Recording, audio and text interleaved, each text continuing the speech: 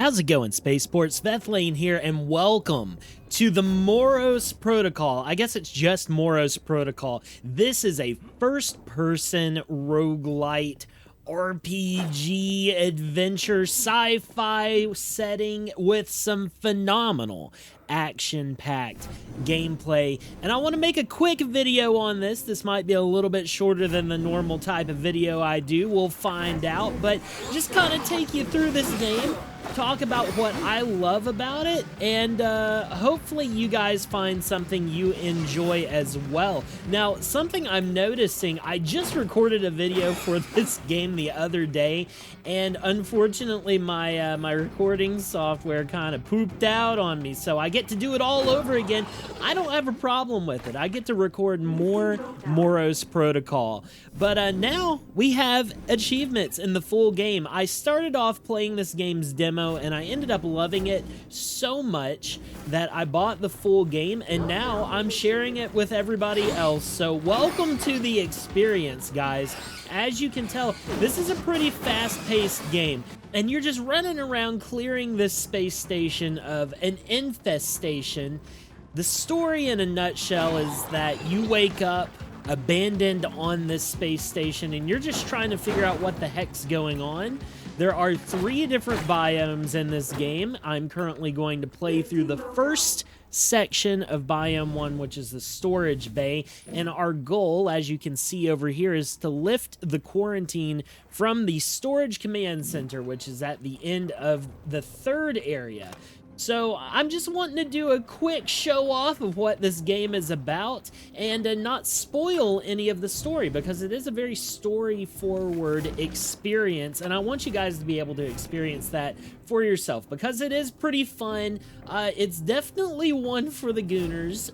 You'll find out why I say that if you try the demo yourself, but just to quickly go over what the game is about, and you'll notice a slight stuttering here as I transition between rooms. Oh my god, explosives everywhere. Oh my gosh, this could turn out pretty... Oh my god. Oh man, that was risky. I guess I found the one safe spot in the room to chill out, but you never know what's going to happen in a roguelite type of game, especially not an action-y first-person game.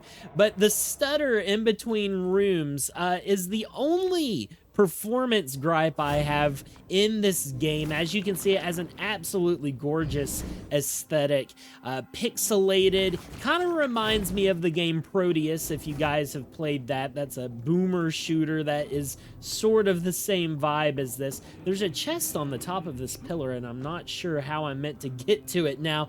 I guess I shouldn't have blown up all those barrels, but that's okay. But the game sometimes stutters when going in between chambers, which I guess it's just loading these chambers as I walk through the hallway, which probably puts quite a bit of load on the computer, but it is what it is. If that's the only thing we have to worry about in a game, it's good by me. So, the way that things are set up in this game, you can see I have a katana, and I have an energy pistol here, a hand cannon, a Mark II hand cannon here. So you have physical bullets, you have energy ammunition, and then you have a melee weapon. And this little thing floating in front of me right here is a blind trigger augment. Let's check out what it is. Your augments are like perks, and they can be for your weapons, they can be for your armor, and you can also get something called an implant, which is a permanent item for your armor that takes up one of those slots and cannot be removed, but typically is a little bit more powerful. Okay, so blind trigger deals 60% more damage, but reduce accuracy significantly. Let's try it out. As you can see up in the top left there, I have 740 energy ammo, and down in the bottom right, you'll see I only have 49 extra shots, and that is because each gun in Moros Protocol processes ammo a little differently. They each have different amounts that they use for a single shot. So with something that's a big damage slow shooter like this gun, you're going to get less total shots than you would with, say, an SMG or a semi-automatic pistol that does a little bit less damage. You'll also find these cocoons sitting around. I suggest you pop them because you get some biomats. Oh, got a grub. Gotta grub.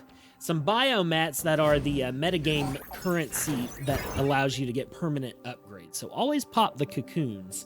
We have Bloody Surge now. Killing an enemy grants a 200% damage boost for 5 seconds. I'm going to slap that bad boy on my sword. We're just going to carve right through the enemies with that. Now, as you can see, I say that a lot. I'm noticing that now that I've recorded a few videos on this channel. Dear God. But if you look up here, you'll see the map, and it pretty much always pays to fully explore the floors in Moros Protocol because there's no health regen in between levels. So you're not going to help yourself by getting to the next stage unless you get really lucky and land some sort of health pickup right there. In the bottom left of the screen, we have a little health icon with a green bar and a 0 next to it. You actually get health restoration by picking up health shots, I believe they're called, and that fills up that bar. Once you get a full bar, you can recover your health. We also have locked doors with key cards. There's a gun above this door, so it's leading to a weapon room. And let's see what we got here. And here we go. We have our semi-automatic, sort of a deagle sort of situation here, the Master Enforcer. The very good gun. I love running this gun, even though it is the basic boy pistol. It's still extremely useful. Okay, and now we've got our elevator down to the 2nd floor, and with my commentary out of the way, I'm done yapping about all the basics. Let's just let the game play itself out, and you guys can see for yourself what it's all about. So we have different paths we can take, pretty common for a lot of these types of roguelites. Power outage slightly increases rewards. We have a vendor over here, and we have an extra weapon cache over in this room, and I think I'm going to take that. I would like to get something really fun to use this video weapon-wise, even if it's not optimal, because we are only going to go to the first small boss of biome number 1. So I can afford to have something suboptimal. I'm not really trying to win.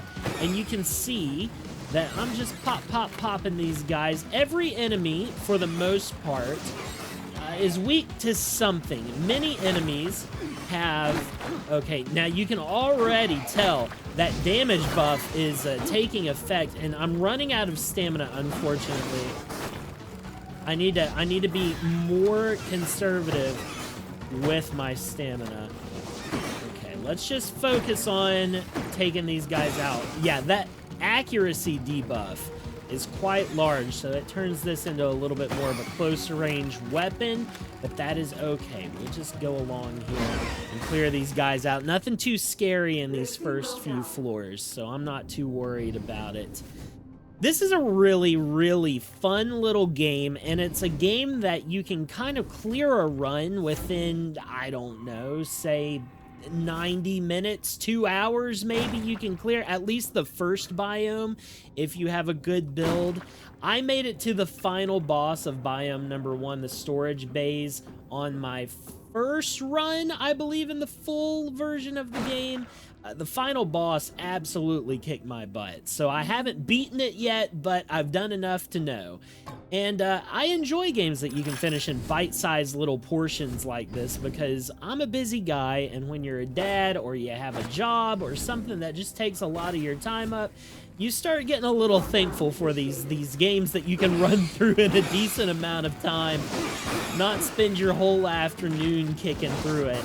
Alright, so you'll notice that damage boost taking effect. There are a lot of different environmental items that I do recommend you take advantage of. We saw it with those exploding barrels early on. There's also plasma cells that do damage over time, electricity damage after the initial explosion, and there are poison sacks that you saw in that last room. Lots of different things that you can make use of. I now have a health syringe ready to go, so let's go ahead and take that health shot.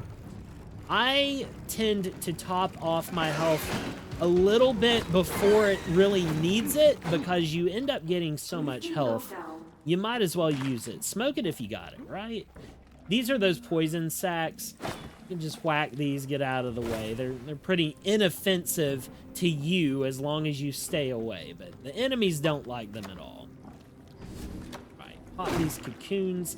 This is just a fun little experience, and I like finding games like this that are affordable, and they have a lot of replay value, and you can play through them quickly. It's exactly the type of game I play in my free time. You'll notice these guys that are walkers, they have a glowing red spot on their chest. That is their weak spot. So always look for the glowing spots on enemies. If they have one, that's probably where you need to hit or shoot them to take them out quickly, because hitting weak spots in Moros Protocol is the difference between taking an enemy out in 2 shots and taking an enemy out in like 8 shots, which, as you can probably imagine, helps a lot on the ammo side of things.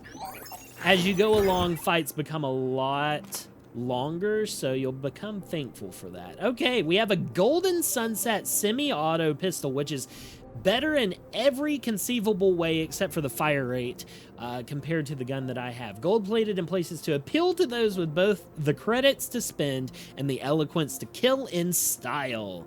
The Golden Sunset series aims to impress your victim for the few moments of life that they have left. You know what? Ooh, it's a burst fire. I like that. Let's go. Probably, it's going to be interesting using this. I'm used to single-shot weapons, but it still seems to be fairly accurate. The reticle gives you a good indicator of that. So let's take it for a spin and see what happens. Oh, yeah. That's pretty good. That's pretty good. Still going to take a couple of hits to deal with most of these guys, I believe. But that's okay. That's okay. Take care of this flying boy and then hit the grub. There we go.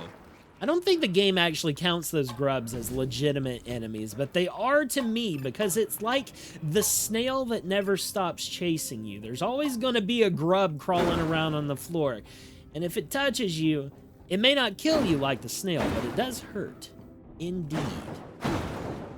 Got all these storage containers. They can contain credits, health, ammo. It's always good to check those out. And these membranes here, these buttholes, they open up in the wall after you clear an area. I do not know what these are for. I have messed around with them. They seem to be made on purpose. Surely they're not just set decoration. You cannot hurt them with a gun. It just doesn't work. And when you hit it with a sword twice, it damages you. So I really don't know what's up with that. But you know what? It's part of the game, so maybe I'll figure it out later. Okay, so we have one more locked door over here that I can use this other key card on, and I think I'm going to take this opportunity and try to get a cool energy gun. Let's see what we can get. Ooh, the GX7 short barrel blaster. Interesting. Armor-piercing rounds, both sizzle and pop. Okay, so it's like a nice little plasma pistol. You know what this reminds me of? It kind of reminds me, not visually, but the sound and the visual of the projectile reminds me of the starting pistol from Unreal Gold, the game that Epic Games made way back in the day. It was an early Quake-style FPS game. One of my favorites. Honestly, a sleeper hit.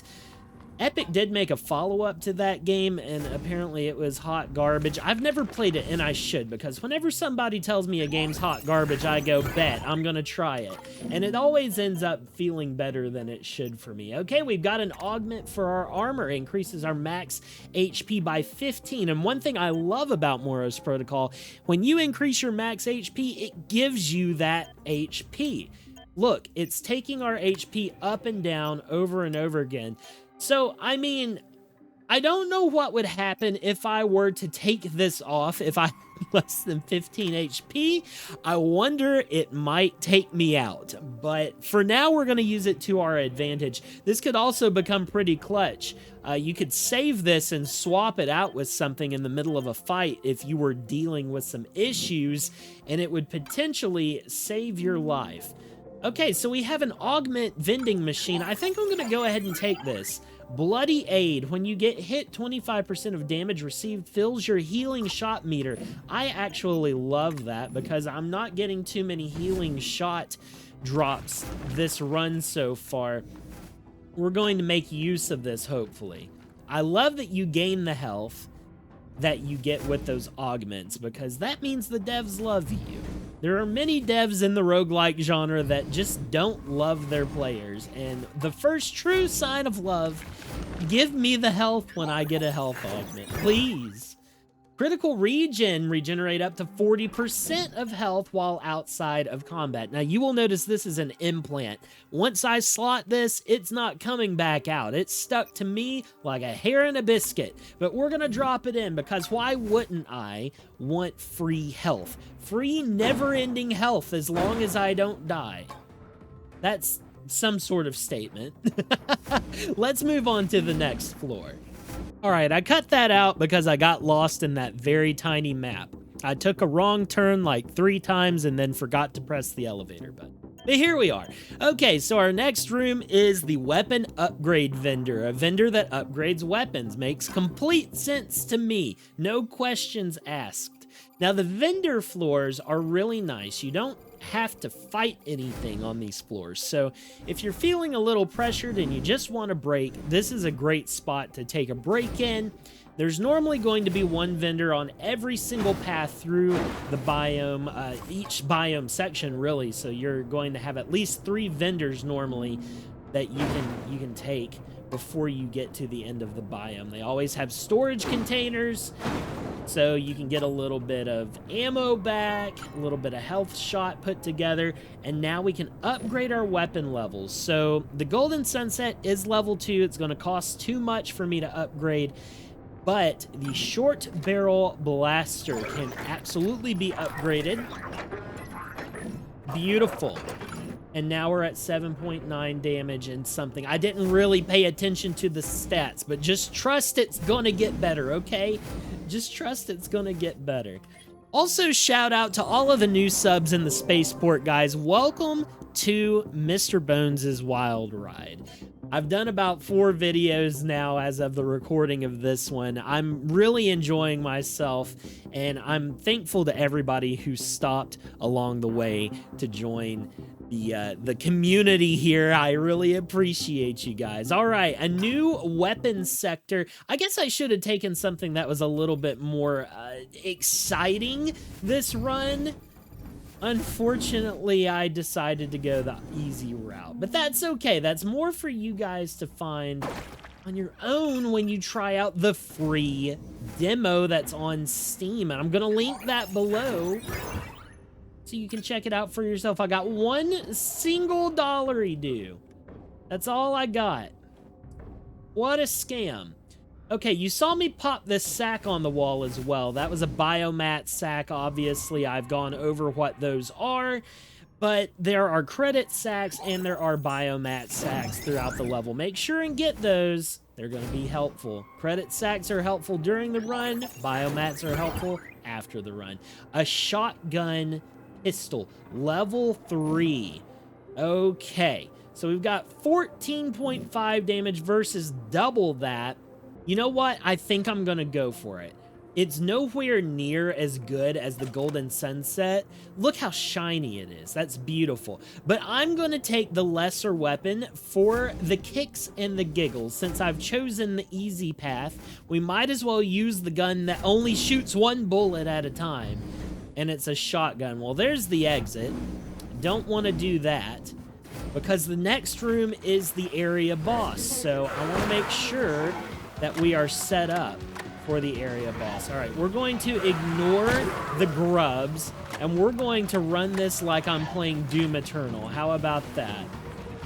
We're going to use our map usage. Man, these guys, I can't even one-shot one of these guys. This is pretty rough. Shotgun pistol act. Oh, there you go. See? Don't ever turn your back on a grub.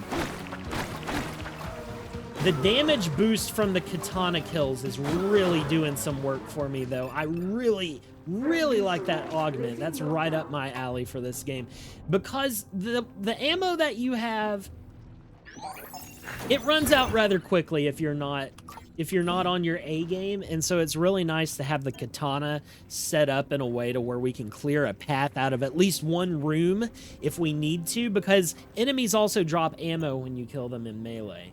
Regenerate physical ammo when it's below 30%. I won't say no to that. And speaking of physical ammo, why don't we go ahead? We have this shotgun pistol. Dear God, the spread. But that's okay. That's okay. We're going to be doing some interesting things with the boss with this gun, I'm sure. I'm going to try to get up in his junk and let it loose. Hopefully this will pay off. Now, you spend stamina by doing all sorts of things. Dodging, melee attacking, jumping. But the one thing that does not use stamina in Moros Protocol is sprinting. And when something's for free, you better take it, guys. You better use the tools in your toolbox. And sprinting out of a situation is almost as effective as dodging an attack. You might as well just get the heck out of there. If you're close enough to get got, just move. Just get out. And if you're out of stamina from jumping around like a maniac too much, you might as well just sprint on out of there. Save yourself the trouble. All right, let's clear some grubs. There might only be, yeah, there's only that one left right now, but there's an enemy up on the scaffolding that I want to go take care of. The doors will not open unless you've taken care of everybody. Threat neutralized. Lifting lockdown. There we go. Lockdown lifted. Gotta pick up every single dude. I'm gonna spend as much money as I can on health shots just in case something goes sideways with the boss. I want to make sure that I have something in the hopper to use. When at full HP, increase ranged weapon damage by 50%. I'll go ahead and drop that onto my energy weapon. I'm not expecting to have that be active very much during the boss fight. It's not that the boss is hard, it's just sometimes I take some glancing blows. You have to prepare for that. Don't bank on the extra damage. All right. We're going to, there we go. Had to do a little jump there to get out. That guy is a melee enemy, so just take him out really quickly. And honestly, this first floor, I've got this katana perk is just so powerful right now. It's sort of betraying the actual gameplay, which is normally a lot more gun-focused. There we go. Take out a few guys. You're going to see plenty of gunplay in this boss fight, so don't worry about it. But Moros Protocol does capture the feeling of being in this abandoned, overtaken, infested area quite well. It doesn't feel like the infestation has been here a ridiculously long time, but it feels like a recent infestation that is rapidly spreading, which adds a lot of urgency to your mission to get it shut down and cleaned up. You don't want it to get too bad. You'll go past the point of no return. Okay, let's go through here and check out the other room that we have access to here. Just doing a full sweep. This is an augment room. Let's go. Biomechanic. 20% chance to double biomats being picked up. You know, I don't know that I really care about that right now. The biomats, I have plenty already.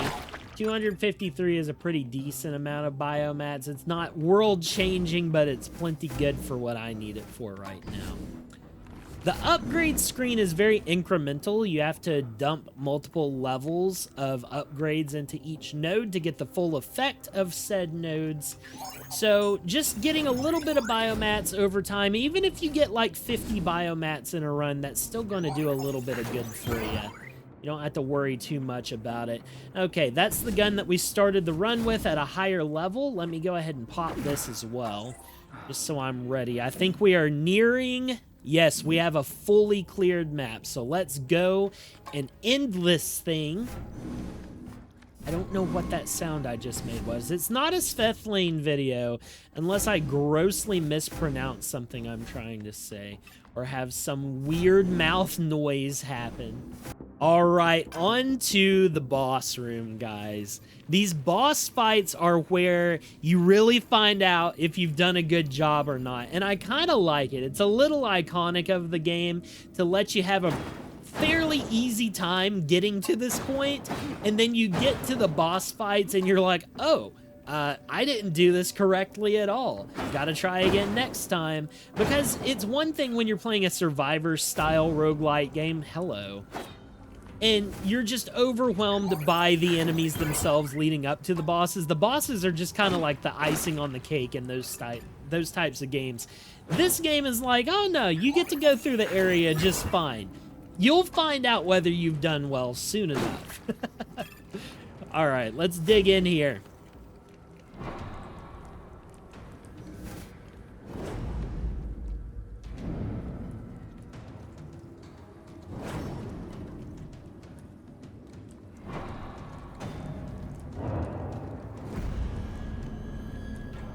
And there he is, Sonic the Hedgehog, guys. He's gotten a style update since his last game, but he is still just as dangerous. Okay, I said we were going to use the shotgun. Here we frickin' go. Let's see how this turns out. This guy, okay, you know what? Not the worst thing ever. Let's go ahead and reload here. This is doing a pretty good chunk of damage at point blank range, so why don't we make it a little challenging for myself and just try to take this guy out with only the shotgun here. It shouldn't be too bad. This guy is not that difficult if you fought him more than once. I'm gonna switch to my energy gun to take these guys out. These guys are mainly here to refill your resources in between phases of this fight. Not a problem at all.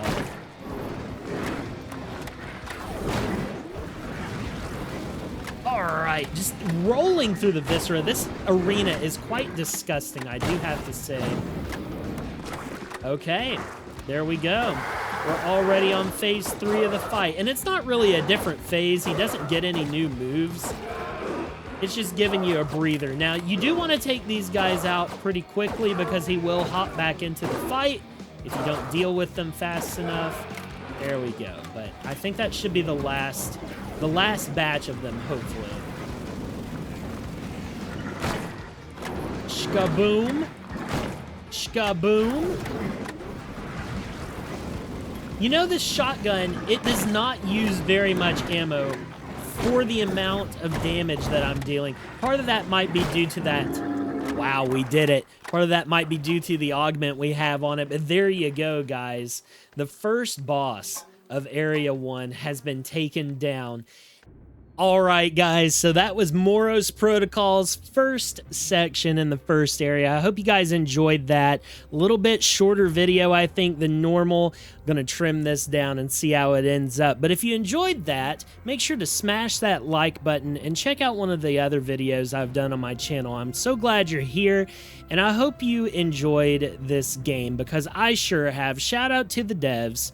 I hope that this launch goes amazingly for you. The game just released very recently in the 1.0 full release, and I'm excited to finish this game up. I'm going to be spending quite a bit of time on it myself.